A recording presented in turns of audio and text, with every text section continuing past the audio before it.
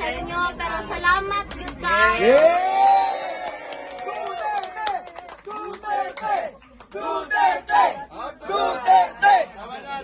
Dita mo undang hadin yun ta mo.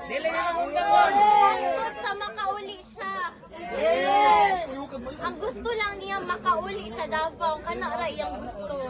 Puhon. Maglitsyon tagwan. Maglitsyon tagbaka paguli. Na Coke Zero, malipay na siya. Nakiwalay lechon, oo. Pero gipalitan naman ito siya sa akong ate, Coke Zero dito. Ang problema ato niya, abusado man mag Coke Zero. May aning artificial mga chemical, di ba? Sa kaadlaw, kapila mag Coke Zero. Dili na po na mayo. Babalik ko sa dahig, sa Netherlands. Dili pa ko ingon karon sir, pero sige lang, makita lang ninyo. So, sige lang, ano lang ta. Sa subaybay lang ta sa mga balita. Tapos, dapat alert ta, pirmi, kabalo ta sa unsay panghitabo sa atong surrounding. So, kato lang gyud, ampo lang gyud ta, and dili ta muundang. Salamat kayo, salamat. Ampo lang ta, tapos kaon og tulong ha, kay dili ta pwede magpapalipin, ugay pa ni mo naman. Oo, walay vitamins, mayo. Salamat kaayo sa nag-donate, anan ha.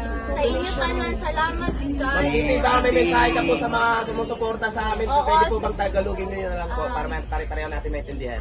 Hindi ako magaling Tagalog. Salamat sa inyong lahat. Buong pamilya ko nagpapasalamat sa inyo. Patuloy lang yung pagdasal natin.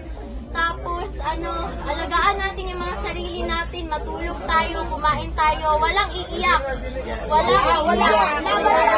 Laban tayo. Kasi malayo pa to, hindi pa to tapos. So, alagaan natin yung mga katawan natin, ha? Oo, yun lang. Sa totoo lang, gaganti kami sa eleksyon. Doon tayo makakabawi. Doon na lang. Laban nyo, laban nating lahat. Huwag na tayong mag-provoke. Doon na lang sa election para mapayapa lahat. Oo. So mag-ingat kayo. Salamat. Grabe.